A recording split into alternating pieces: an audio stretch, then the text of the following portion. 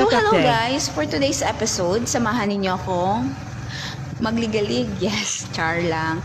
Ako po ay on the way sa Leon Hernandez Hospital para magpa-check up kasi andun po yung doktor na expert sa case ko. So hindi ko na kailangan magpanaga para magpa-check up lang kasi dumayo siya dito. So yes, abang-abang lang tayo kasi sobrang daming outpatient na nakapila.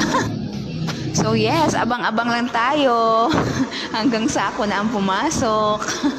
Kasi sobrang daming mga pasyente ng araw na to, kaya hintay-hintay tayo. So ito nga po yung ipapacheck natin, yung nasa ating balikat, para malaman natin kung ano ba talaga siya, kasi lito-lito na ang mga kaibigan nyo. So hindi ko na kayo nasama sa loob kasi hinurubaan tayo dyan.